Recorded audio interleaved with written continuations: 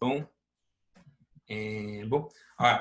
What's up, Armand, brother? What's going on? BJPen.com. BJPen.com. Feeling great. Yeah, just got 3 free fight cards to review and another great fight card to look forward to. So what's been happening to you, TJ? Not a whole lot. I'm actually now curious. Is BJPen.com still even a thing? Does he still run it and work on it? I think it is. I don't think he ever really worked on it himself, but I think someone's still running it probably. So. Oh, I'm looking this up right away. BJPen.com. Yeah, MMA news. Oh, yeah, it's pretty update. They just talked about George St. Pierre response to Kamaru Usman call out. I still can't believe that that's still happening. Yeah, I think with GSP, it's just, he's done it all. I don't know what's left for him to prove. It's just, I don't want GSP to be one of those guys as well that just kind of has to go through like almost what kind of Jose Aldo went through. You're going to get into that later on. Jose looked good. We will get into that eventually. But, I think he's smart about this. He's not – if anything, he's not going to come back for a welterweight title fight. He's not going to do it just to beat Usman or fight Usman. I don't want to presume. Right. Oh, and then also it popped up on my feed the Mike Perry situation. I forgot about that. We wanted to you wanted to mention a little bit. I feel that was really interesting. Yeah, I heard there's 3 people getting hurt by Mike Perry from what I've heard, and I think that the main takeaway was, "But he touched me." That was the line he kept repeating. And kind of use it as an excuse. which is not a bad excuse if you weren't legally a weapon with your body. So it's one of those things that I could tell he was, and you could tell, everyone could tell he's a wild man. He's crazy. So I figured he would, that it didn't shock me all that much, as sad as that is to say. Hope that's not insulting. Yeah. I don't know really what both parts of the story. I wasn't really there, but the old guy he knocked out. I don't think he had to do that. I think he could have easily pushed the guy away, and he didn't have to land like 100% punch right to his jaw and just knock him out cold and send him to the emergency room. Yeah. Did you see the meme? It was the Conor McGregor press conference when Jeremy Stevens, he was like, "Who the fuck is that guy?" And it was like, because Conor McGregor punched that guy and he was fine, and then Mike Perry punched the guy and he got knocked out. So it was like vice versa. So it was like Mike Perry saying, "This guy TKOs people. When I hit old people, they don't freaking move." And I was dead. I was done. It was hilarious. All right, brother. All right, brothers. So you want to get into the fights? UFC 251? Yeah. So I guess the main takeaway is obviously the main event. You got Kamaru Usman and Jorge Masvidal, and I think as Jorge looked very fast and sharp, it was just Kamaru's pressure and is just too much for anyone, I think, these days. And he just kind of used his wrestling and great clinch work to get the job done. Yeah, dude, I'm with you, man. I think Jorge looked really good and loose, and in the beginning, he threw a kick, and Usman did what he does. He took it and got a takedown, had some good control. I liked Jorge's strikes more in that first round, but then it started to get a little bit more Usman-esque. Obviously, a lot of pressure, clinch control. Everyone's been making fun of the foot stomps that he did repeatedly. In the 5th round, he had a beautiful double leg where he turned the corner. And he had the strength to nullify Jorge's ground game. It's always really good. But like you said, it went pretty much the way I think we both thought it would go, with Usman, utilizing his pressure, utilizing his grappling, stifling Jorge's striking, and then just getting that control whenever Jorge was getting off, right? Or trying to get off. Right. Yeah, exactly. You can't write Jorge off. I think he still has plenty of left in the tank, but I think it's just he has had issues with top level grapplers like Damian Maia and now Kamaru. Yeah. So we'll see how he addresses that from now on. I'm curious with him on a full camp. I'm sure he was training. I'm sure he was in good shape, but I am curious with him on a full camp. Yes. He's calling for. What's that? Massive weight cut involved as well on short notice. Yeah. And he's calling for an immediate rematch. I'd like to see him fight somebody else. I think with just the landscape of what's going on, I think there's a good chance he could get an immediate rematch, because I think they said it did like 1.3 mil buys. Is that what you heard too? Yeah, I mean, Jorge can sell some. Now he's in the video game as well. So yeah, it's quite the rise to stardom. But what I heard, it's Gilbert Burns and Leon Edwards could be the next #1 contenders match. So potentially one of those guys could get a shot at the title if Gilbert Burns obviously takes care of himself and gets over COVID-19 and all that.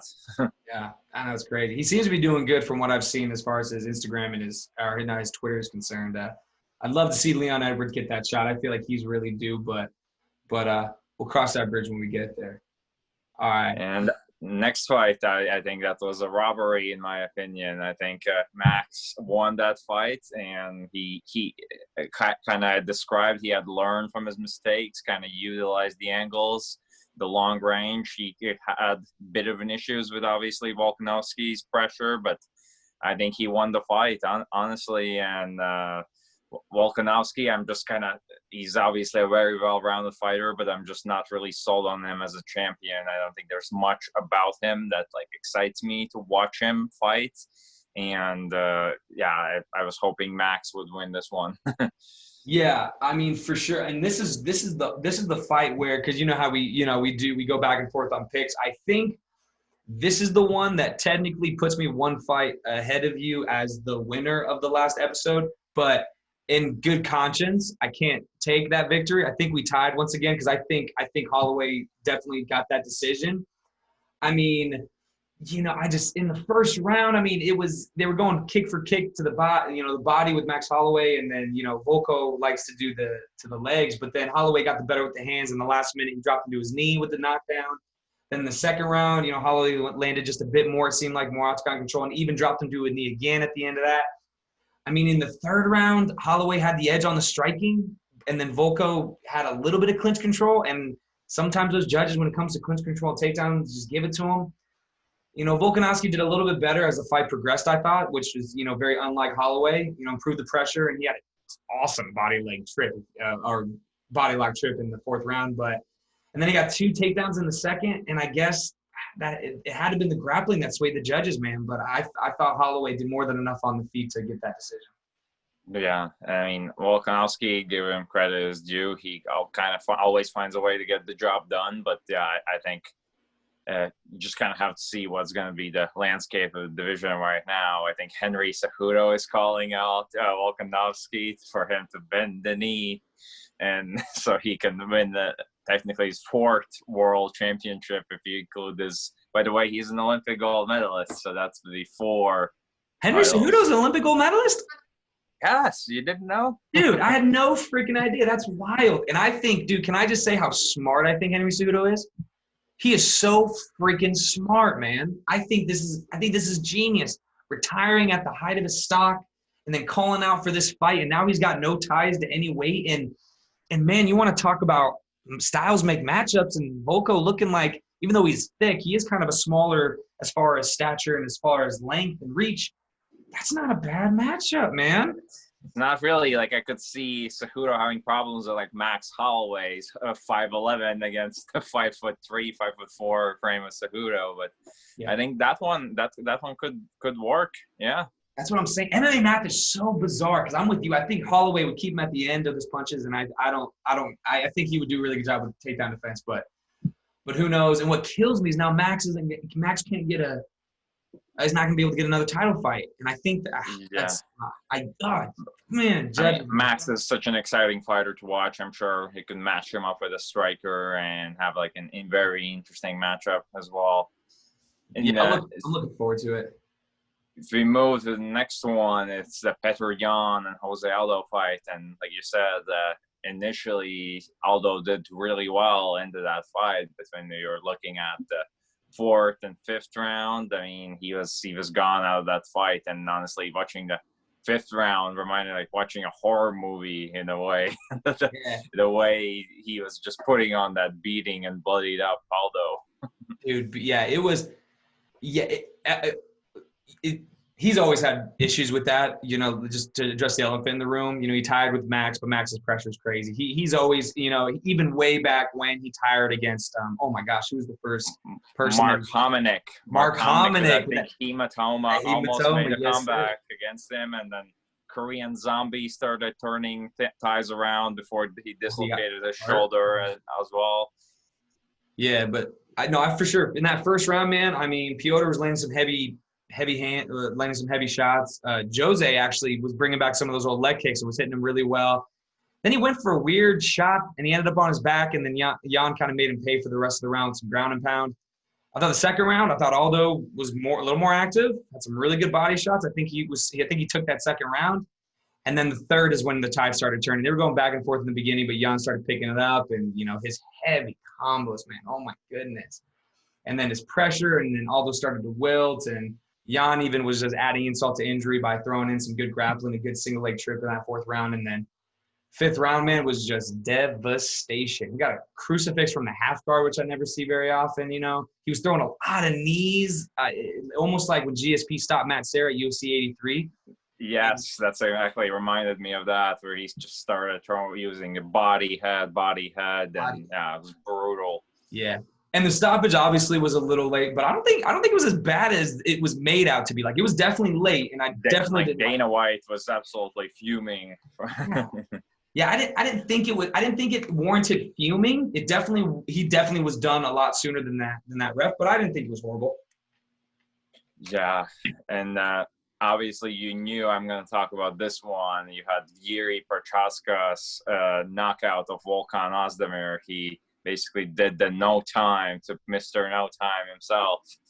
And in the first round, it was a bit interesting. His style was like a little bizarre in a way, like that head movement. There was like faces. And he was like holding his hand.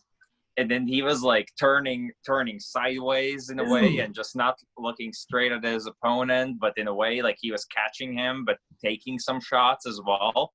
So I was also worried that Volkan eventually might actually catch him. But in the second round, I think he just really turned it into the next gear. And then, yeah, that massive head kick. And then it was just a matter of time. And that 1-2 in the end, it was just absolute devastation. And like I said, I think we got a contender on our hands in the division. And I think if John Jones, if they pay him enough money for him to ever come back, I think he has a big problem on his hands. I think even bigger than Dominic Reyes in a way. Yeah, no, I agree for sure. And I wrote the notes because I'm a note guy, so I had very similar notes to you. I think his movement was crazy. He was talking to him. He was getting super in his head. Volkan landed some good shots, and I think that was kind of the game plan a little bit. But after that head kick, man, like you said, he was so calm. He picked his shots and then just flatlined him. Oh my gosh, it was impressive to say the least. And like you said, I think it's a pretty good contender being added to the equation. I think with John Jones, you know, who the heck knows? But I liked what I saw, and I'm excited because that light heavyweight needs a little bit more oomph in it. Exactly, and now with like Blachowicz coming up in the division and some of the other fighters, yeah, it's definitely things are heating up in the division. And looking at the rest of the card, Makwan Americani, I think, had a great performance. I mentioned him on the preview as well. Had that great Anaconda choke once again. It's kind of becoming a signature move, and great sportsmanship after the fight, helping Dan Henry to wake up after it because he was out cold after that choke.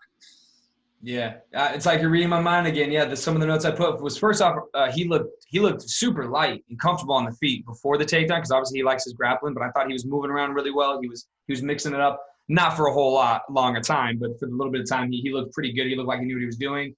Just jumped all over that Anaconda choke. And then, yeah, I was going to shout out that sportsmanship, man, straightening his legs, putting it down. I thought that was incredible. I like seeing that stuff. Now you got a fan in me, Americani.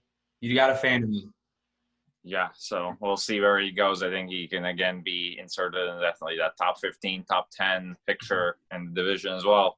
Yeah. And what else? We got Davey Grant, the Ultimate Fighter veteran, with a knockout and got a performance of the 9 bonus. That was great. And then Marcin Tibur also stopped Maxim Grishin, the promotional newcomer, as expected. So any other takeaways from the card? Yeah, just to run through it quickly. Yeah, Davey Grant, I mean, he looked good on the feet. His hands, his leg kicks, got some takedowns. Martin had some good moments, had a couple knockdowns, even had a spinning back knockdown, even got a reversal at the end of the second round. But Martin flatlined him with a beautiful straight shot. The second fight of the card, Carol Rosa defeat against Vanessa Mello. She looked fantastic. I mean, nice long punches, well-rounded with takedowns. She kind of faded towards the end, but Mello was just throwing some big windy shots. So I'm excited to see more crops in the women's divisions for sure. Rulin Payev defeats Zahalgis Zhumgalov. Yeah, I'm not going to know any of these names. Payev, man, dude, he had some heavy kicks, some of the loudest kicks I think I've ever heard, but of course there was no crowd. But Zamulga, I'm going to have such a hard time with these names. He had some sneaky takedowns. That fight was really competitive. Leonardo Santos against Roman Bogatov, back and forth.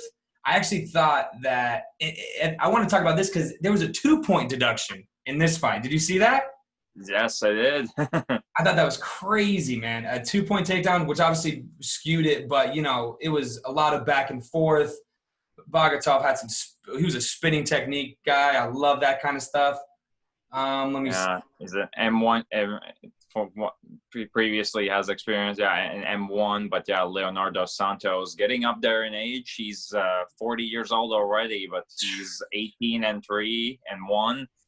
Hasn't lost ever in the UFC, and has like I mentioned wins over Kevin Lee even. So definitely this guy should be noticed. That's impressive, man. And then the two last ones we'll go over real quick. Amanda Rebus defeats Paige Vanzant. I mean, the transitions in that armbar alone were just spectacular. And the chain Paige submission might be testing out free agency after this, or as some people have called up, she might go to the WWE even. Well, I thought it was very interesting, and I like Dana because he's very blunt. He had a weird comment. He was like, "Yeah, man, she should check out free agency because she got smoked."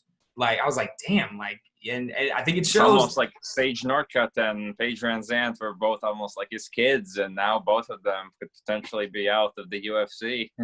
Yeah, man, that's crazy, brother.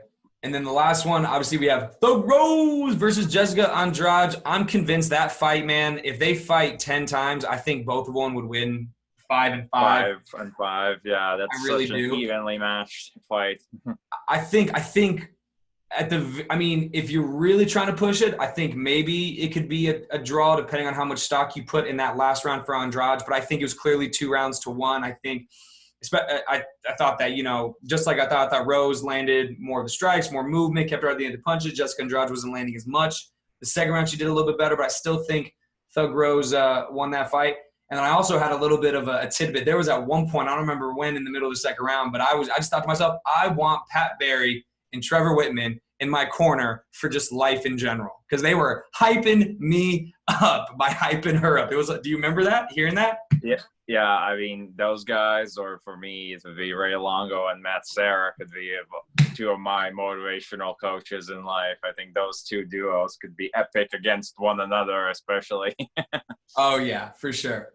And the last one was Muslim Salikov against, I'm not even going to say that name, but his name ends with Dos Santos. Okay. I actually had Dos Santos winning this fight. I thought he did a little bit more, but I think their striking was so high level and beyond my comprehension, man, that I was like, I just enjoyed watching the fight. But I thought Dos Santos was a little bit busier and landed harder. But, they gave it to Salikov, and I'm sure they saw something that I did not see. But I think that's the whole card. And I think that was a damn good card. Yes, absolutely. But I'm also really easy to please. And then if you quickly go through the next card, I got a lot of decisions on the main card. Yeah. But, they got some good fights. Obviously, the Lazez and Abdul Razak Al-Hassan fight was the fight of the night.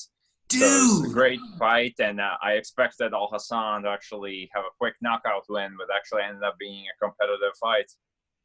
I'm sold on Al-Hassan because he had a recent win over Nico Price, and I'm really high on Nico Price. I freaking love that guy. And dude, Lazez just worked him, man. Almost kind of like a rope-a-dope in that first round, man. Like kind of just let him punch himself out. he just threw beautiful straight knees and stuff. He wasn't even backing up. It was a tale of heavy hooks versus like MMA length, right? Like with all the limbs. In the second round of that fight, the referee stood them up from side control twice. Did you see that? Do you remember that? Dude. Yes. Yeah, it's very confusing for sure. I go back to Joe Rogan said this, I don't know how many years ago, but I'm so about it. Like, and prefaces by saying I love baseball. But, you know, like if you're just being held against the cage or if you're being, you know, held in guard, or especially side control, like, and they're not doing anything, it's like, well, then get up. Unfortunately, like, don't stand it up because, you know, all these other sports are a million times as boring as MMA, even if they're just grappling. But then I understand, you know, when you're really just trying to hold on to someone, it's really easy to do that. But from side control, man, you can't do that. Yeah. But it was in Lizez's favor, man, because he came back up and he was beating him on the feet. You know, Hassan tried the takedown game, but looked too tired in that last round, and just Lizez multidimensional, showed the tank, showed the chin, and I am freaking looking forward to him fighting more. Yeah, and another takeaway was the guy was looking forward to fighting Modestas Bukauskas, the Lithuanian fighter, and a bit of a confusing finish in a way with a Travis Brown style elbows on top of but I think based on the bruising, I think they seemed like legal elbows. There was just a bit of controversy that he tried to stand up, but someone just opened the door right behind him and he fell. Yeah. So it looked like he was out of it. So what do you think about that one? First off, I'm glad you brought up this fight because when you brought up, we talked about Yuri a little bit earlier. I love the light heavyweights that fought this week, man, because I thought both of them looked good. Like I think Bukauskas looked fantastic, but I think his opponent looked good as well. Like he had beautiful movement for being such a big guy. And then I'm going to try the other guy's last name, Michailidis. Okay, he had some hard kicks, man.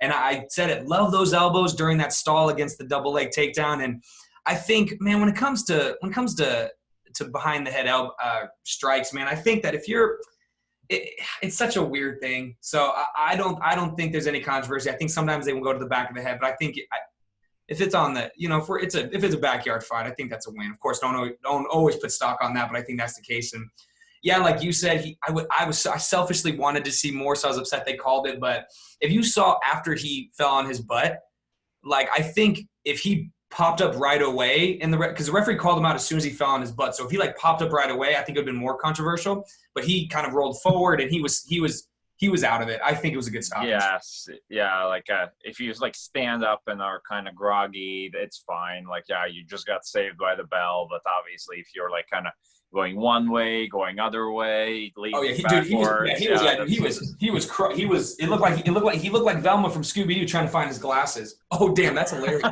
Oh, boom. Oh, I'm so sorry for the disrespect. I didn't mean it, but that was really funny. Yeah. Anything else on the card? Obviously, Kelvin Cater with another great striking display. Yeah, man. I mean, I'm super high. I'm high on Dan Ige after his performance against Barboza. I think it was a close fight, and I wasn't scoring it very well, but I think a lot of people thought that he could have won that fight. But yeah, man, Kelvin Cater. I mean, he just, man, and I put this, just insane versatility, man, to the point that Ige shot for a takedown. I think, which is a perfect example in that first round of how much better he was doing. Even Cater got a good takedown off a kick. You know, in the second round, Ige landed some big shots, but Cater was just doing more of the same, a little bit more pressure. In the third, I think it started to go more in Cater's favor. A couple good moments by Cater specifically as Ige kind of decreased that pressure. And then Cater started pulling away, more crisp, and then just closed the show in that last round. And, yeah, I'm looking forward to him fighting, no disrespect to Ige, a little bit higher up. And seeing where he falls, because his striking, man. I mean, put him against Max Holloway, do something like that. I saw someone make that matchup announcement or idea, and I'm like, dude, I'm all in on that one. Yes, that featherweight division, dude. That featherweight division right now is nasty, man. Yeah, it's one of the most stacked ones for sure. It's another reason why I don't know and I think most people are in agreement that I don't know how long Volko is going to hold on to that belt, brother. Yeah, I mean, it could definitely. There's lots of he has a big target on his back, and I'm sure eventually someone's gonna kind of eventually outstrike him as well. Because then, if you look at MMA Mouth once again, I mean, obviously Max Holloway completely decimated Brian Ortega. But if you look at Ortega's style, that's a really good matchup against Volko. He's a lot bigger.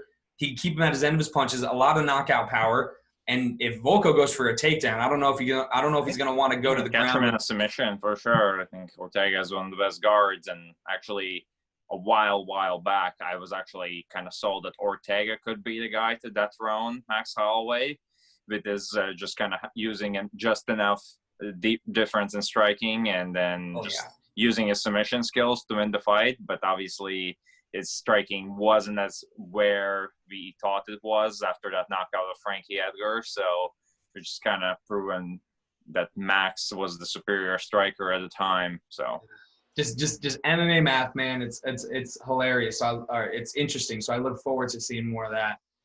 And then, man, there's not a whole lot of other things that kind of jumped out at you. I mean, co-main event, Tim Elliott defeated Ryan Binoy. I mean, it was a close fight. I think it depends on what you put more stock in. You know, Elliott had he was more of the pitter-patter, just a lot busier. Binoy landed the heavier shots. Elliott had a lot of ground control. I think Elliott won. He used a beautiful guillotine attempt to take him out in that second round. But, you know, Binoy scrambled to knee bars, and, you know, Elliott went for takedowns, and Benoit took his back off of it. It was a really interesting fight, and, you know, I think Elliott had a lot more pressure, and I think that fight is just who you put more stock in. But neither one of them kind of jumped out at me as far as challengers to Figueiredo, especially after how freaking devastating Figueiredo looked. So you want to jump into the next one? That's absolutely. I've read a quote that Figueiredo almost made Benavidez look like an unranked fighter. I think, dude, bold freaking statement, dude. I think that Figueiredo, man, if Figueiredo and Demetrius Johnson fought right now, I like Figueiredo in that matchup, dude. He looked insane. I don't think I've ever seen such and people always say this because people, you know, short-term memory, but dude, he looked like he was in a different weight class, which is probably why he missed weight the first time. Dude, it looked like he could just sat Joe down with any shot that he threw, that he wanted to throw. Joe's defense, dude, in toughness is absurd. But, man, that torque on the body. And so much you can take.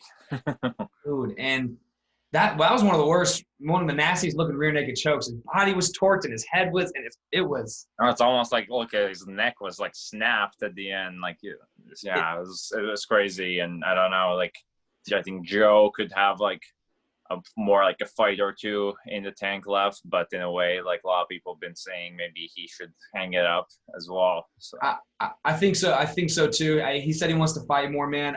It's been a while, and I don't get emotional now anymore when they fight. When, you know, I don't get too emotionally involved, but I'd be lying to you if I said it didn't hurt me when he got beat like that, man. I just four title shots, man.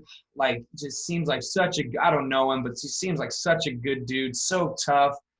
And then when he had the picture of Megan Oliva trying to console him after the fight, like in his corner, dude, and then Figueiredo, gosh, I guess I'm kind of a jackwagon when people miss weight, and then you know, he was kind of talking some crap, and it just, I was really pulling for Big Joe Stud, unfortunately, and it hurt. Yeah, but guys showed some sportsmanship after the fight and everything, yeah, so that's great to see. And if we move to the next another fight is Jack Hermansson. He's just kind of still keeps showing like it's like such an interesting finish. He just went for that heel hook, and it just quite often in MMA guys get out of them like opposed to like jiu-jitsu world, but this time he just held on to it and just got it. Dude, getting a heel hook, I mean, it's one of those things. It's almost like they consider it's like a head and arm in wrestling, right? Like you can get it on people who are working their way up or not quite at the top, but man, you just don't see a lot of heel hook finishes in high level fights, man. And I just can't believe that he was able to get someone as good as Kelvin Gastelum in a leg lock. And even then, Kelvin in the beginning, man, probably the best shape he looked in. He looked loose, dude. His beautiful throw off of Hermansson's body lock, upper body initiation, man. Like I said, man, I thought he looked fantastic. And definitely, Kelvin was the better, like, showed the superior wrestling in that 1 minute. But obviously, Hermanson just has that interesting style and just went for the heel hook and got it. And he just got caught, man. That shit happens. Whoop, pardon my French. Nothing much to take from that. Other than that's a big one for Hermanson. I mean, Kelvin is. He's lost a couple fights in a row, but he's he was the number one contender at one point. So I'm looking forward to that. But also, Hermanson just lost to Cannonier, so I don't know what's going on. And now they have Izzy versus Paulo Costa, the Eraser. Yes, yeah, the Borrachina, as they used to call him. Yeah. Borrachina. Yeah, and what else you had? You had the Ariana Lipski's vicious knee bar. That was one of the big takeaways as well. Dude, I know. I had this series, dude. It was so weird. It was a slip from Carolina, and then Luana went for the leg lock, and then Lipski gave up her back, and then they got like double knotted, and then Carolina almost had like a calf slicer, and then just that inverted knee bar, and it looked disgusting. It was like it was noticeably hyperextended. Bent the other way around. It was rough to watch. It was rough to watch, man. But it was beautiful. And then what about, dude, Rafael Fiziev defeats Mark Diakese. Did you watch that fight? So I actually didn't have a chance to look at this fight. But Mark Diakese, obviously been a hype prospect for a while, but Fiziev is also just kind of got to show off his skills. Dude, that fight was, I was super impressed. I mean, because it wasn't a case of Diakese looking bad. Just Fiziev looked incredible. He had this beautiful body switch kick. And once again, I think it was because there was no crowd. But I don't think I've ever heard a louder sounding kick in my entire life. So much to the point that even Diakese was shooting in that first round. Just Fiziev, the pressure on the feet, even got his own takedowns. And he just just a full bag of mixed martial arts. And like I even put in the second round, Diakese looked good. But Fiziev just looked fantastic with power shots from all of his limbs. Diakese came on stronger, and it was in the third round, but it was just, in general, it was just beautiful to watch. It was simply beautiful, that fight. It was spectacular. Yeah. For sure. Do you have any other takeaways from the card? Really quickly, Askarov defeats Alexander Pantoja. Just a lot of beautiful chain submission attempts and defense in that first round. A lot of just pressure with Askarov, I think, is what eventually got him the decision. Gosh, nothing else is really jumping out at me. Grant Dawson defeats Nad Niramani. I thought he looked fantastic. I thought his ground control looked great. I thought his leading knees were fantastic. I think he's a James Krause pupil. Joel Alvarez defeats Joe Duffy. I mean, obviously Joe Duffy, famous for being one of the few to have beaten Conor McGregor before he made it to the UFC. He just looked gigantic. And Joe was not liking those leg kicks, went for a takedown, and Joel jumped on top of that guillotine. Brett Johns had some good pressure, defeats Montel Jackson. I'm trying to see. Oh, Amir Albazi had a beautiful triangle choke from the mount. I love those so much, where you set him up from the mount and let him kind of roll you over. Just beautiful tactical passing up until that happened. Then yeah, man, that's I think that's it for that one. What about the previous card? I'm going to go back a little bit because Jimmie Rivera defeated Cody Stamann, which I think is a good one to talk about a little bit because they're both, high level in that division. I think, Rivera just looked a little bit better in everything, right? Just a little bit better with the pressure, a little bit better with the grappling, a little bit better with the stand-up and pressure. So I think that he clearly won that decision. Let me see what else is on that other card. Yeah, nothing else really jumping out at me except for another fight on UFC Fight Night 172 is Jared Gordon versus Chris Fishbowl. Just that's one of those fights where I feel like it could have been a lot better for Fishbowl, but he kept going for freaking guillotines, man. He kept trying to initiate the ground game, and I don't know why he was doing that. I almost think he kind of left that, I think he kind of left that out for him, kind of just gave the win away pretty much. But, my man, I think that's pretty much everything for those guys. You got anything else? Yeah, I think you can just jump in straight into the preview of the next card with Whitaker and Till. Heck yeah, man. All right, brother. Whitaker and Till, do you want to start from the top, work your way down, or do you want to start and vice versa with the prelims? You can just start from the bottom with the Nathaniel Wood and John Castaneda. Yeah. So I think Yeah. Go my ahead. pick is going to be Nathaniel Wood. I think he's going to win. He had a really competitive loss to John Dodson. I think he's a good mixed bag of mixed martial arts. So I think Nathaniel Wood is probably going to get that done. I'm not sure how, but I think he's going to get that one. What do you think?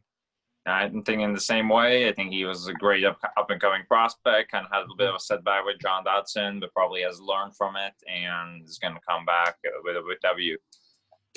Yeah. And we can look at the next one for Ramazan Yemaev and Nicholas Stolz. Nicholas Stolz, I looked it up. He's a German. He's kind of promotional newcomer. But I think Ramazan just has enough UFC experience, had that upset win in his debut over Sam Ali, and had a bit of a setback against Anthony Rocco Martin. But I think Ramazan is just going to grind it out. Yeah, no, dude, my man, that's exactly what I have. I talked about Stoltz's, he got some offbeat and effective stand-up, on his own that could definitely trouble the Russian if it turns into a kickboxing match, but I think the grind happy, I even put that, the grind happy even, I think he's gonna grind him out, and I think he's gonna get that decision for sure. All right. And then next one we have Pani Kianzad versus Betch Koea. Can't believe she's doing the damn thing still. It's a kind of familiar name on the card for sure. Former title challenge. I think she's kind of been on the down slope on her career, unfortunately, and that's why I'm gonna come with Pani coming into the fight. Is she a promotional newcomer? She's had a couple of close fights, I think, from what I remember. I need to. Yeah, so I'm looking. She lost to Julia Vila, but came back against Jessica Rose Clark. Yes, now that you're saying that, I remember that. So I'm with you. I think Pani's going to win this fight. I think Betch is on the way out. Even though Betch she's been stringing along some pretty decent wins. I think Pani's striking is going to be a little bit better, and I think she's going to win that fight. Yeah. All right, and then we got looking at the next one. Tanner Bosser versus Rafael Paseo. And a couple interesting little tidbits on this one. Bosser, he is stepping up on short notice, but he's just recently knocked out a former PFL champion in his last fight. Hype coming in, Philip. Yeah, and I think that's why Tanner Bosser is actually gonna get it. But I think this could definitely be one of those heavyweight slugfests that can go either way. Oh yeah, I never like to bet on the heavyweights, but I'm with you. I think Bosser's actually gonna get the knockout. I think he's gonna get the knockout in the first round. Yeah. And moving on to the next one, I think we got quite a few prospects in our hands, but I think Movsar Evloev against Mike Grundy. I think Movsar is gonna, again, one of those great up-and-coming Russian fighters who already has wins in the UFC and is also tearing M1 apart and has great striking. So I think he's gonna be one of the next big things in the division. So I'm gonna go with Movsar Evloev. Yeah, man, I'm with you on that one. I looked it up. He's a former Greco-Roman champion in his home country. He fought for M1. I think he's just gonna be moving up. I think he's just gonna be a little bit better everywhere. And, I think it's going to be up to him as far as, maybe how the fight ends or even close to a decision. But I think he's going to be a little bit better everywhere, unfortunately. Okay, and then we got Tom Aspinall versus Jake Coulier. Jake Coulier moving up from the light heavyweight division up to heavyweight. And that is no easy feat, man. Yeah, especially moving up against someone like Tom Aspinall, who has quite the reputation in Cage Warriors promotion, has multiple first-round finishes, and I think that he could be also a heavyweight to kind of look up to. I think he's from the Darren Till's team, actually, in Liverpool. Yeah. And, I think he's going to get the win on this one. I think so, too. And the only I made the same note as Cage Warriors and all those first-round finishes, but I just think the size advantage. I don't think there's a lot of people that – DC is a freaking – DC's an alien. I don't know how he does it. I don't know how he can do it. How he makes it look so easy. But I just don't think a lot of other people are going to be able to do it. Because I think Gian Vellante did it recently too, right? Yeah, and that was he definitely kind of didn't really show up in the best shape, I think. Yeah, and I think he was pushing. His goal was definitely to put on weight. That's for sure. What kind of weight? Now that's up in the air. But I think for sure that's going to be an issue. That was an issue, obviously. Yeah, and looking at the next one, I think that's kind of the biggest mismatch on the card. Actually, you got Jesse Ronson and Nicholas Dalby, and Nicholas has got quite the reputation already in the UFC. Has some good wins on his record already against Alex Oliveira. Yeah. And meanwhile, Jesse Ronson, he's coming off of a win actually away from the promotion, but he has 2 losses in PFL before that, and I don't think he's fought in the UFC before, and that's I think a easy win for Dalby actually. Yeah, I think Dalby's. I mean, he has a much longer reach. I think it's like 5 inches or something like that. And I even put his last 5 fights, he has a much better 5-fight stretch. It's very hard for me to bet against a stretch like that. Obviously, I'm looking forward to.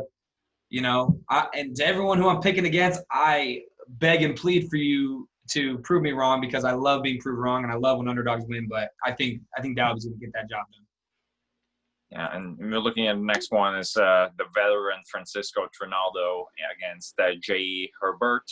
Yeah. And as much as I like to usually pick promotional newcomers and up-and-coming prospects, I think Francisco Trinaldo has kind of like been like a dark horse in the division for a while and has fought since 2012 and fought many fights every single year. Yeah. And actually, I think I'm going to pick Francisco on this one based on experience and just the grittiness he has. Yeah. Damn it, man. I'm with you. We're agreeing. I think we'll start to disagree a little bit later on, but yeah, I think I'm with you, man. I always like to lean towards the newcomers when it's kind of a dark horse because I think that, I think the UFC knows something that we don't necessarily know.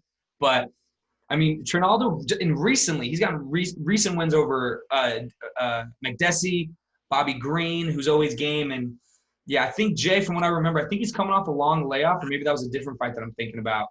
Oh, no, that was a different fight. But a different fighter, I should say. But I think Trinaldo is I think he's gonna upset the new. I think he's probably the favorite. I actually haven't even been looking, but I think Trinaldo is gonna get that job done for sure. But I love it if the newcomer came in and put a stamp on a dark horse, on a veteran. That's for sure.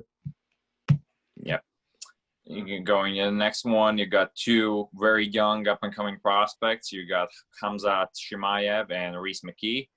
And it's going to be a very interesting fight. I'm looking at the records. They've both got a lot of finishes, both by submission and knockout finishes. So it could be definitely a fight to watch. And the winner of this fight could definitely move up in the division. And it's a very hard one to pick, but I think I'm going to go with Khamzat on this one. Dang it. Me too, man. Me too. Shoot. Yeah, I think he's coming off of a 10-day win.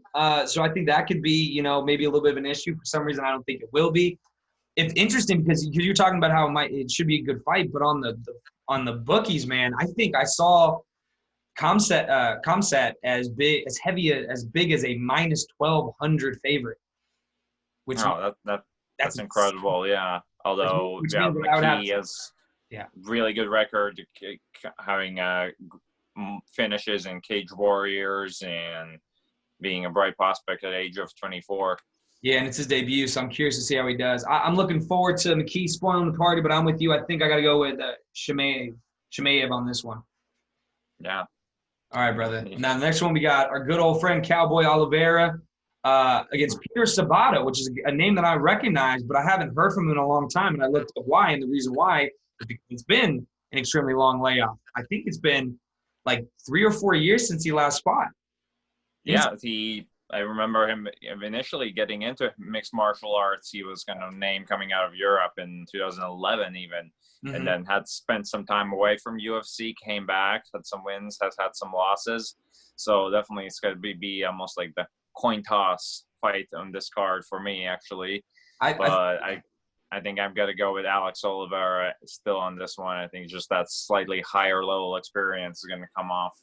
Yeah, I think Cowboy Oliveira, first off, I'm actually always extremely impressed with him. I actually really like his fighting style. I think he's really good. I think the consistency is going to play a difference. I think Oliveira is going to take that one for sure. All right, man. Yeah. And And then we've got Paul Craig against, oh, God, goodness help me, Murad versus Antigulov. Gajimurad Antigulov, yes. Again, one That's of the exactly Chechen fighters on the card. But yeah, he's actually coming off of 2 losses, actually, and has had a good start to his UFC career, coming off 2 losses now. Against Paul Craig, who's also always game. I think he can always, you can never know really how his fight's going to go. He's had some losses still on this card, but at the same time, he's had some great wins, and also against the great triangle comeback in the last second against Magomed Ankalaev. Yeah. And recently drew with Shogun as well, which not many people can claim that. So I think I'm going to go with Paul Craig on this one. This kind of has that tricky submission game that's eventually, I think, going to catch Gajimurad. Yeah, man, I'm with you, brother. I put, I like Craig against Hua. I mean, point blank, the experience there, and I think he did really well. Another interesting tidbit that I saw was Antigulov. He's, like you said, coming off a loss. He absorbs 5 significant strikes a minute, which he either likes to get hit or he just gets hit a lot. Regardless, I think that Paul Craig is the wrong person to be hit with 5 significant strikes, so I think Paul Craig's going to get that one done too. Damn it. All right. And looking at next one's again one of those that's really close one. I think is Carla Esparza and Marina Rodriguez, and Esparza coming out of that win against Michelle Watterson, really impressive. But Marina Rodriguez still an undefeated fighter, has had 2 draws on her record, but I think she's kind of more has the upside in the division, and I think she takes this one. Dang it! Yes, cool. Shoot, me too, man. I think that this is going to be the turning of the tide. I know Esparza's been around for a while, and she's still extremely relevant. I think Marina's going to be able to stop the takedowns. I think she's going to be able to dictate what she wants to do on the feet and everywhere else. So I think I'm also picking Marina on this one. All right. But now the next one, this one, what is going through your head? Fabricio Verdum versus Alexander Gustafsson at heavyweight. What are you thinking, brother? Kind of cutting through a bit, but yeah, there's I think it's going to be very interesting. I think No, come back.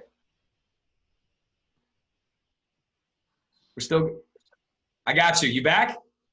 Yeah, I think you're having just cut this part out eventually when you're editing, maybe. Yeah, I usually don't do a very good job of editing. Luckily, it only lasted a couple minutes, so I think it'll be okay.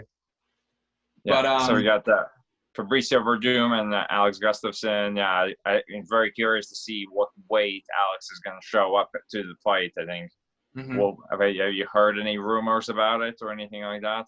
No, man, this fight's been flying under the radar, man. But I think there's so many intangibles. Like you said, Gus at heavyweight, the size, what that's going to look like. Verdum, I don't think he's fought since he lost to Volkov. That fight against Olenek actually recently, and that's why I think it's not that big of a coin toss for me on this one. I think Gustafsson, I think he's going to look good at heavyweight. I think Brendan Schaub said in the past that he's still the strongest guy he's ever kind of been with. Shane Carvin and Alex Gustafsson are the 2 strongest guys he's ever kind of trained with. So I don't think he's going to be in like size disadvantage at heavyweight. I think he's going to be like lean 235, 240 at the fight.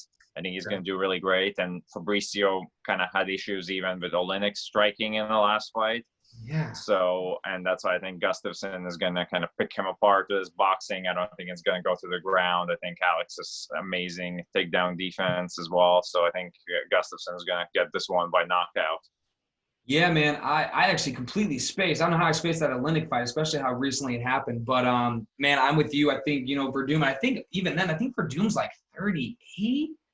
How old is he? He's 42. Yes, he's 1977, I believe. Yeah, so he's actually up there. He's been there with Pride days, Strike Force days, won the UFC heavyweight title. So he's been there, done it a lot. But yeah, I think Gus is going to take this one. Yeah, man, I'm with you, brother. I think Alexander Gustafsson, I think he's moving up. I think he knows what he's doing. I think, like you said, I think as far as his grappling is concerned, I mean, he was stopping takedowns from John Jones. Well, maybe not so well in that second fight, but he was able to take down John Jones. I think he's going to be really long and lengthy. I think his frame is going to fit heavyweight extremely well. I think Fabricio has got some good stand-up. He's shown that in the past, but like you said, just as of late, it hasn't looked as good. It's coming off of 2 losses, and those 2 losses stretched like 2 or 3 years as I'm looking at. So yeah, I think Gus is coming back, and I think he's going to be fired up because I think that he is I think he was just kind of losing a little bit of the steam after losing a couple title shots at light heavyweights. I think he's going to kind of revamp. And yeah, man, I think Gus is going to finish him. Call me crazy. I think seeing, obviously some years have gone by, but seeing how Gus was competitive with Cormier at light heavyweight, I think he could potentially have a good run at heavyweight as well. And speaking of the next fight, you got Mauricio Shogun and Lil Nog, and who would have thought that would happen? I mean, I think their second fight was even like, oh, this is like long overdue almost, but now they're actually going to fight third time. Yeah, I think their first one was like 15 years ago. Am I crazy on that one? I'm pretty sure that's what I saw. It's been a while, and then there was one a couple years ago as well. Yeah, man. I think the thing with this one is I like to think it's going to be a close fight, but I think just Mauricio has been. I mean, he's been winning against really high level guys. I mean, we talked about a draw with Paul Craig, and then he before the Anthony Smith loss, he was a potential contender. I remember even DC bringing him up, and then Antonio, man. It's been a while. And I think Mauricio is just going to be a little bit better everywhere. I think he's going to be a little bit more conditioned. I think he's going to be it's going to be funny to say this, but I think he's going to be the fresher of the fighters. I guess the younger of the fighters, even though they both have gotten miles on them.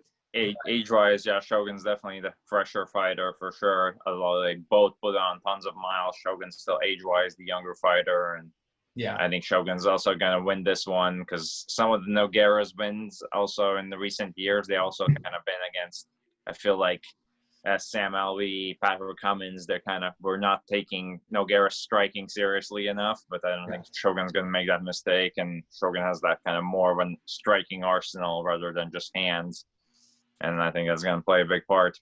Yeah, he's definitely much more versatile on the feet. He likes to use all 8 of his limbs, whereas Antonio is traditionally just a boxer, kind of like his brother. And I think the last one might be the one we actually have our opinion split actually in this time. So I think Robert Whittaker and Darren Till. It's going to be a very interesting striking matchup. I think both guys definitely have a chance of winning, and I think Whittaker is going to be motivated and willing to make that comeback to get potential rematch with either Israel Adesanya, but himself after that loss to Jorge, and I think he's still a great prospect, still has that striking, and I think the weight cut he doesn't need to cut weight anymore. That's going to play a big part in it, and I think he's gonna outstrike Robert Whittaker, and I think it's going to be a better decision win for Darren Till, or it's going to be a late stoppage for Darren Till. Oh yes, this is the one. This is the main event. This is our main event. We're butting heads, man. This one is a toss-up to me, brother, because I feel like Till has a very similar style to Adesanya, and I think Adesanya did extremely well against Whittaker.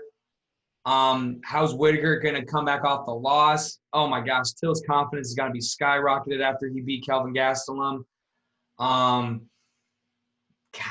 But I think this may be I'm going with my heart, but I still think I'm going to pick Whittaker for this one. I think, he's going to get a little bit better on the feet. Man, now that I'm talking about it, I don't know. You made such good points, but no, I'm sticking with Whittaker.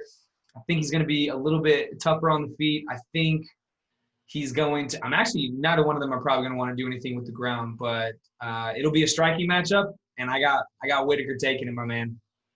We'll see what happens. I think I got Darren Till setting it up for Israel Adesanya, which could be definitely a really good fight to sell.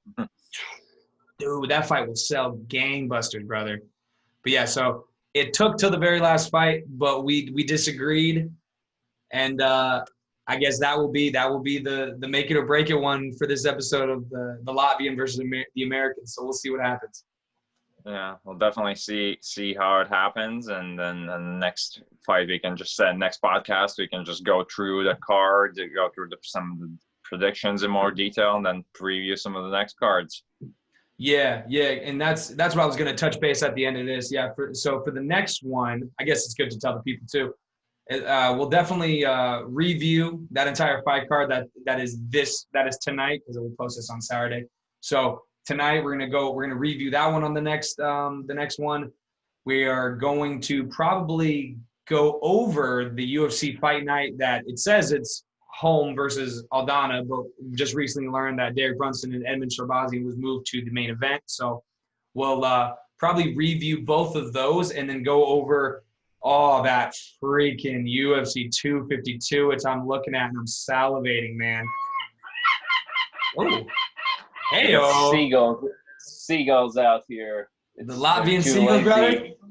Too lazy to go and get their own food in the sea, so they're basically coming to the neighborhood now and taking the trash and begging for food on people's windows. Hey man, respect, man. I got you. I gotta I want to just list this main event. We're not going to say who we think is going to win, but this main card, man. Sean O'Malley versus Marlon Berra. I love it. Pedro Munoz versus Frankie Edgar. Frankie Edgar's bantamweight debut. I love it. Magomed Ankalaev versus Ion Cutelaba. I believe that is a rematch after a really, really bad stoppage, or I would say a confused stoppage, because I don't like to hate on people too much. The main event, the co-main event, interesting. Junior Dos Santos versus Rosenstruck. Jairzinho. Yes. Jairzinho, yeah. And then that freaking heavyweight title fight, man, that I cannot I'm going back and forth, man. I think if a fight deserves a trilogy, is this one for sure. Yeah, because these two fights, I think one fighter was winning the fight and it ended up being knockout the other way, while the second fight was vice versa. Yeah. So it's going to be really interesting to see who's going to prevail and potentially be called the greatest heavyweight of all time. That is the definition of a UFC heavyweight title fight trilogy, man. I'm so excited for that fight. And like you said, I think the winner is the greatest heavyweight of all time, at least on paper, right? Has to be. Yeah. All right, brother. Absolutely.